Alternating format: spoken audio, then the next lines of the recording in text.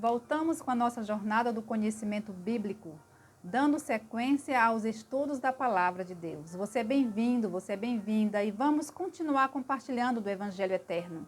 Te convido a se inscrever no canal, a compartilhar estes estudos bíblicos e seja mensageiro da esperança para este mundo que perece. Te convido nesse momento a fazermos uma oração. Querido Deus, muito obrigada por teus cuidados e amor, pela tua palavra ser lâmpada para os nossos pés e luz para o nosso caminho. Nesse momento, rogamos ao Senhor o derramamento do teu Santo Espírito para nos iluminar no entendimento deste estudo, em nome de Jesus. Amém. O tema de hoje é o Santuário de Deus, lição número 12. A fim de que possamos desfrutar plenamente os benefícios do Evangelho, devemos entender o que Jesus fez por nós no passado, o que Jesus está fazendo por nós agora e o que fará no futuro.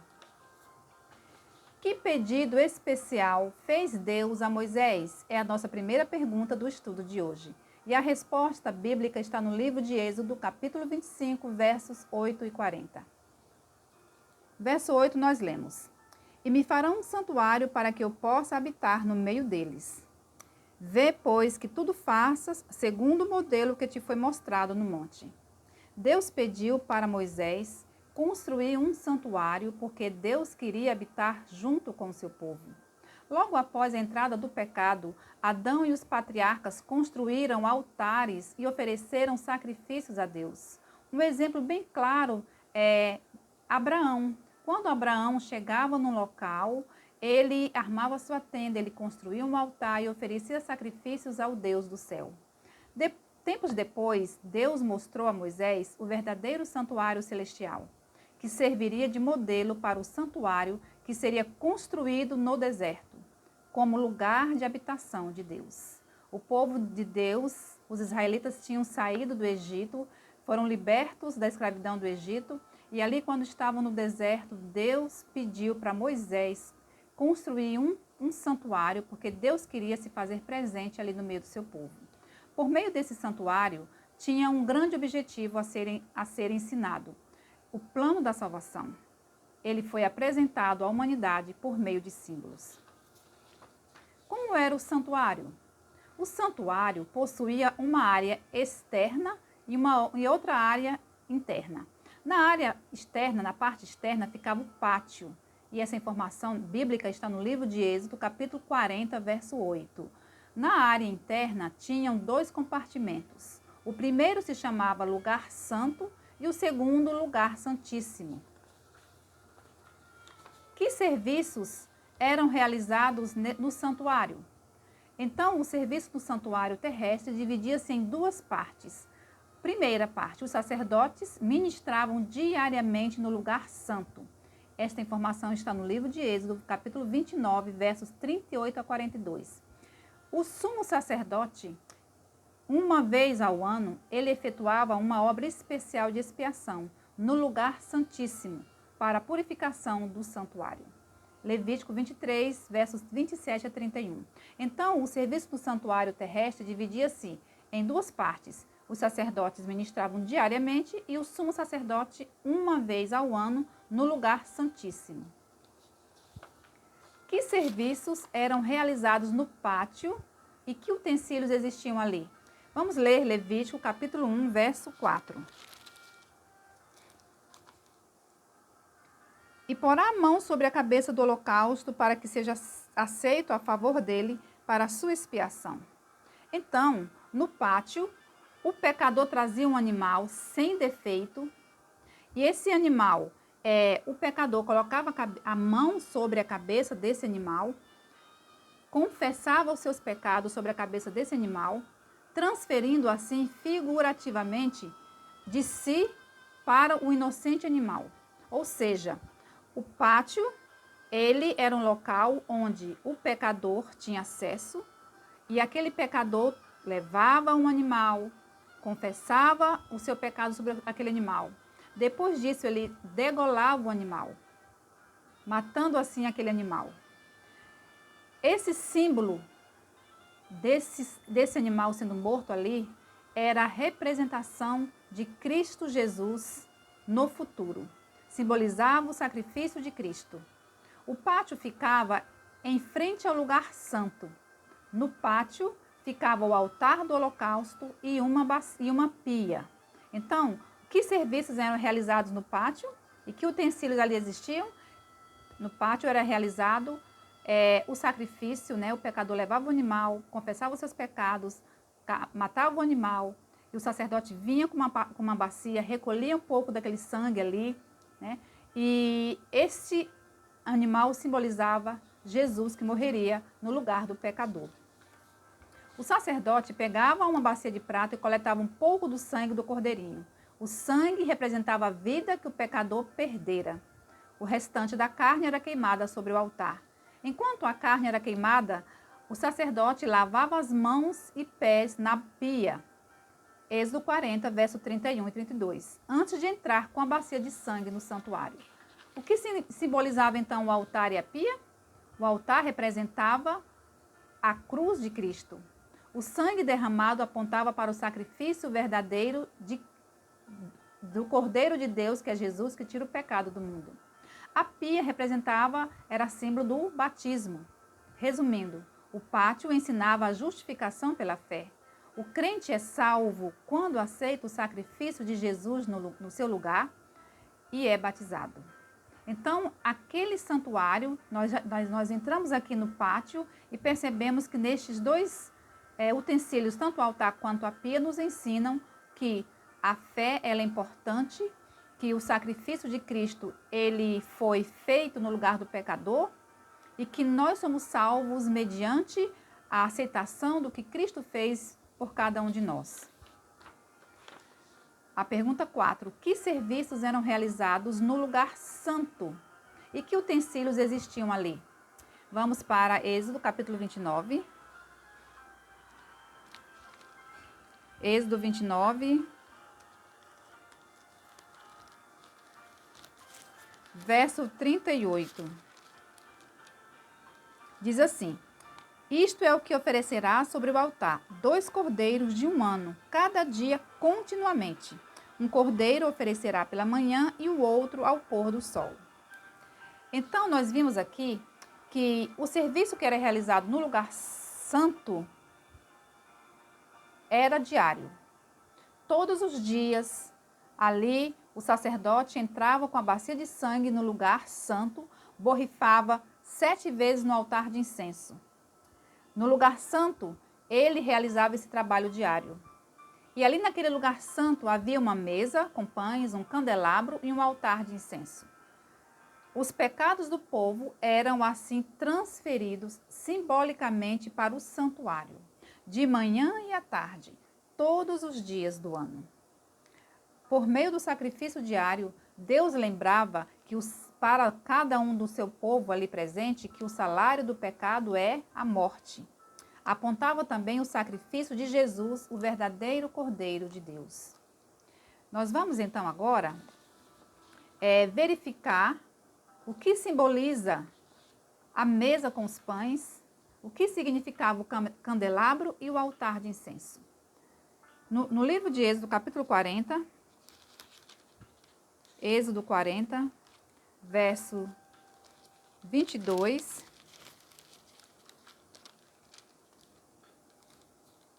diz assim: Pôs também a mesa na tenda da congregação ao lado do tabernáculo para o norte, fora do véu.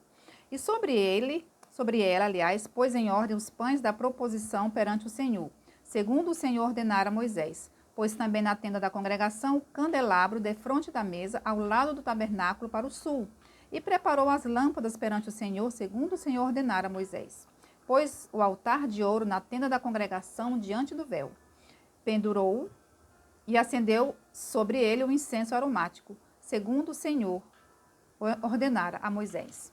Então, essa mesa com pães, com 12 pães da proposição, indicavam simbolicamente Jesus, como pão da vida, como alimento diário do cristão, como sendo a palavra de Deus. Cristo, nós percebemos que o cordeiro ali no pátio simbolizava Cristo Jesus. A água, Cristo Jesus, que a água nos purifica. Jesus é a água da vida. Vamos aqui então para a mesa com os pães. Os pães simbolizam também Jesus, o alimento da vida, o pão da vida. O candelabro apontava para o ministério do Espírito Santo, ao conduzir as pessoas a Cristo Jesus, a verdadeira luz do mundo. Quem nos conduz a Jesus é o Espírito Santo. Jesus é a luz do mundo. O altar de incenso representava a oração dos santos e a intercessão contínua de Cristo. Desta forma, Deus estava ensinando o processo da santificação através do estudo da Bíblia, da oração e do testemunho. Pergunta 5. Que serviços eram realizados no lugar santíssimo? Nós saímos do pátio, entramos no lugar santo, agora nós estamos entrando no lugar santíssimo. E que a pergunta é: que serviços eram realizados no lugar santíssimo? Levíticos 16, todo o capítulo, ele traz as informações do que era realizado neste lugar santíssimo. Nesse local, uma vez ao ano, acontecia a purificação do santuário. Quando todos os dias o sacerdote borrifava sangue ali no santuário, aquele sangue ele era transferido, aquele sangue sujava o santuário. Era simbolicamente transferido o sangue do animal para o santuário, representando ali Cristo Jesus, que seria morto, né? Então, todos os dias esse lugar santo ficava contaminado de sangue. E uma vez ao ano era preciso fazer a limpeza do santuário. E esse dia se chamava Dia da Expiação. E era um dia de juízo para o povo de Deus. Nesse dia, o sumo sacerdote oferecia um bezerro e um cordeiro por si e por sua família, e um outro em holocausto pelo povo. Então, quem entrava no lugar santíssimo uma vez ao ano era o sumo sacerdote. Ele lançava sorte sobre 2 bodes. Um era separado para Deus e o outro chamado Azazel. O bode separado para Deus pela sorte ao Senhor era oferecido como sacrifício a Deus, e o seu sangue fazia a purificação do santuário. Após terminar a cerimônia de purificação, o sacerdote transferia simbolicamente a culpabilidade dos pecados para o bode Azazel, que, segundo a tradição judaica, representava Satanás. Esse bode era então enviado para o deserto. Todos os dias do ano, o sangue era transferido para o santuário. Todos os dias. Mas no dia da expiação, no dia da purificação, esse santuário ele era purificado e simbolicamente toda a sujeira que continha nele era transferido para este bode que carregava os pecados e era enviado para o deserto. O santuário era o coração do culto israelita. Através de suas atividades e rituais, Deus empregou um recurso didático para exemplificar o plano da salvação. Que utensílios existiam no lugar santíssimo e que ensinavam? O que esses utensílios ensinavam? Êxodo 40, versos 20 e 21 e Hebreus 9, 3 e 4. Nós vamos ler Êxodo 40, verso 20 e 21.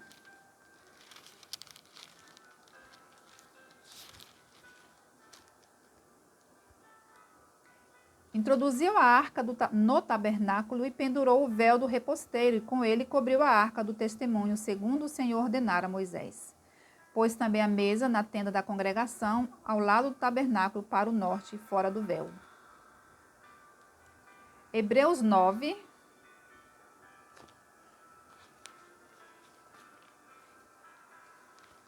Hebreus 9.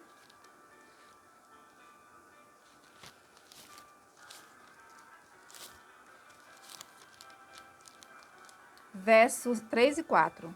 Diz assim: Por trás do segundo véu se encontrava o tabernáculo que se chama o Santo dos Santos, ao qual pertencia um altar de ouro para o incenso e a arca da aliança totalmente coberta de ouro, na qual estava uma urna de ouro contendo o maná, o bordão de Arão, que floresceu, e as tábuas da aliança.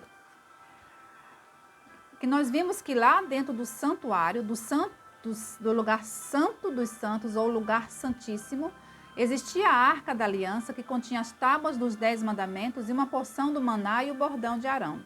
Através desse local, Deus ensinava a verdade sobre o juízo, a santidade da sua lei, a verdade do sábado, a reforma da saúde, a verdade sobre o milênio, e quando a culpabilidade dos pecados do povo de Deus será transferido para o autor do pecado, Satanás. Através do ritual do santuário, o povo de Deus conseguiu vislumbrar o plano da salvação e, ao exercer fé nos símbolos, estava seguindo as grandes verdades da Bíblia. Esse sistema era temporário e deveria cessar com a morte de Cristo. Mas as verdades do santuário deveriam ser pregadas até a segunda vinda de Jesus. É o que nós estamos fazendo, pregando estas verdades para o conhecimento das pessoas. Qual era a festa que dava fim ao ciclo anual das cerimônias? Levítico 23, 27 a 31. Diz assim: Mas aos 10 deste mês sétimo será o dia da expiação, tereis santa convocação. E afligireis a vossa alma, trareis oferta queimada ao Senhor. Nesse mesmo dia nenhuma obra fareis, porque é dia da expiação, para fazer expiação por vós perante o Senhor vosso Deus. Porque toda alma que nesse dia se não afligir, será eliminada do meio do povo. O 10º dia do 7º mês era o dia da expiação. Todos os pecados confessados ficavam simbolicamente registrados no santuário até essa data. Nesse dia, acontecia simbolicamente a remoção dos pecados e a purificação do santuário. Era um dia de juízo que ilustrava o grande dia do julgamento de Deus. Hoje, nós estamos vivendo o grande dia da expiação e aguardamos com a expectativa a grande festa que ocorrerá nos céus. Jesus hoje é nosso sumo sacerdote, que está no verdadeiro santuário celestial. Jesus é o nosso sumo sacerdote. A postura de humildade e confissão de pecado enquanto se aguardava o resultado da purificação do santuário naquela ocasião serve como exemplo para o povo de Deus hoje. A mesma atitude deve ser vista nos filhos de Deus, enquanto seus nomes passam diante do juiz de toda a terra. Ao Jesus concluir o juízo da expiação, retornará à terra e dará sentença aos infiéis. Apartai-vos de mim, porque não vos conheço. Mateus 7, 21 a 23. Então, no grande dia de expiação, era o dia em que, simbolicamente, o santuário ali, ele era purificado de todos aqueles pecados que eram confessados durante o ano todo.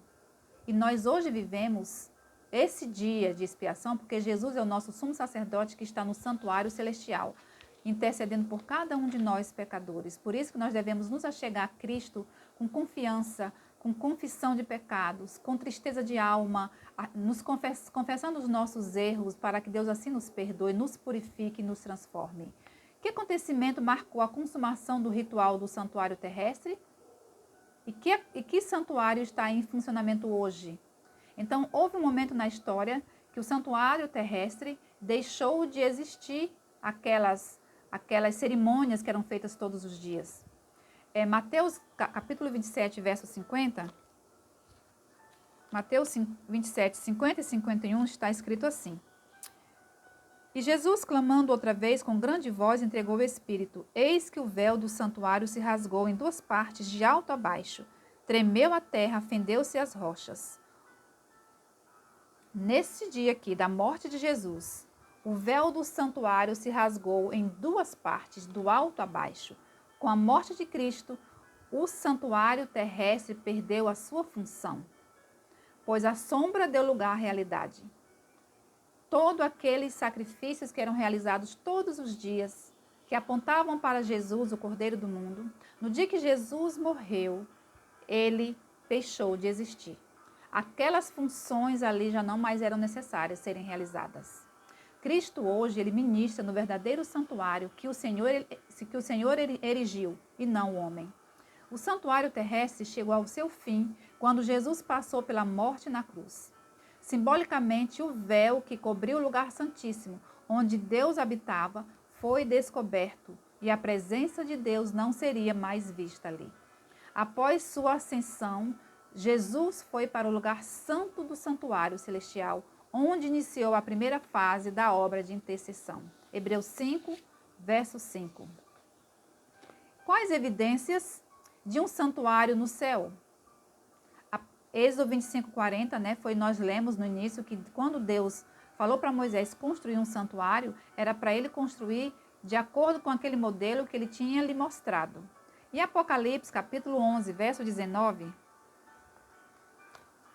diz assim: Abriu-se então o santuário de Deus que se acha no céu, e foi vista a arca da aliança no seu santuário, e sobrevieram relâmpagos, vozes, trovões, terremotos e grande saraivada.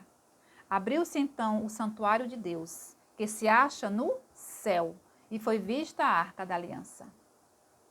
Quais evidências bíblicas de que existe um santuário no céu? João viu aqui que abriu-se então o santuário de Deus. A exemplo do que ocorria no santuário terrestre, Jesus está realizando em nosso favor duas atividades no santuário celestial hoje. Ele é o nosso intercessor, 1 Timóteo 2,5, e simbolizada pelo serviço diário. Todos os dias ali o sacerdote entrava no lugar santo e ia interceder pelo pecador. E Jesus hoje faz o mesmo papel no santuário celestial. Ele intercede por nós, pecadores. Jesus também está fazendo a obra de julgamento, que foi representado pelo dia da expiação, ali no santuário terrestre, onde uma vez ao ano, no dia da expiação, o sumo sacerdote entrava para purificar ali o santuário. Jesus hoje está também fazendo essa obra de limpeza do santuário celestial, quando nós confessamos os nossos pecados. E Jesus ali vai e apaga os nossos pecados. Jesus está ansioso para apagar os pecados de cada um de nós que confessamos o seu nome. Então nós precisamos crer que temos um mediador, um intercessor, que está ao nosso favor, que é o nosso, ao mesmo tempo que ele é o nosso intercessor, mediador, ele é o nosso advogado e também é o nosso juiz. Sempre que um pecador arrependido vai a Deus, em nome de Jesus e pede perdão, Cristo intercede por ele no santuário celestial, aplicando em seu favor os méritos de seu sacrifício. Nós não merecemos nada. Jesus, por ter feito o sacrifício perfeito, ter dado a sua vida, ter derramado o seu sangue por nós, ele nos cobre quando nós vamos a ele, pedimos perdão. Aquele seu sangue nos purifica de todo o pecado. E assim nós somos aceitos por Jesus. Mas ele também realiza o trabalho de juiz nesse momento. E no próximo estudo nós vamos estudar um pouquinho sobre o juízo de Deus. Recapitulando, nós aprendemos que o santuário terrestre foi feito segundo o modelo do santuário do céu. E que o santuário terrestre ele era dividido em dois compartimentos, o lugar santo e o lugar santíssimo. O sacerdote, ele oferecia 2 cordeiros, um pela manhã e o outro à tarde. E que no dia da expiação era feita a remoção dos pecados. Jesus hoje está atuando no verdadeiro santuário que existe no céu. Espero que você tenha compreendido este projeto didático que Deus fez para nos ensinar como era o plano da salvação ali no Antigo Testamento, que simbolizava tudo o que acontecia ali, representava Jesus que viria morrer por cada um de nós pecadores. Jesus veio e cumpriu todas aquelas funções ali. Então, que nós possamos aceitar esse plano da salvação que o céu nos oferece. E hoje Jesus ele está no santuário celestial intercedendo por mim e por você. Que nós possamos confessar a Ele os nossos pecados. Porque não existe outro mediador que venha nos perdoar os pecados, a não ser Jesus Cristo. Jesus é o nosso mediador. Ele é o nosso sacerdote, nosso sumo sacerdote. Ele é quem está intercedendo por mim e por você hoje no santuário celestial. E ao confessarmos os nossos pecados, Ele apaga os nossos pecados e nos concede a salvação. Que o Senhor nos abençoe, que o Senhor nos ajude a compreender melhor, cada dia mais, um pouco da sua palavra. Querido Deus, obrigada, porque o Senhor é o nosso sumo sacerdote. O Senhor cumpriu todos os requisitos, Pai, e o Senhor foi o sacrifício perfeito. Obrigada, Jesus. Perdoa-nos, transforma-nos e salva-nos. Amém.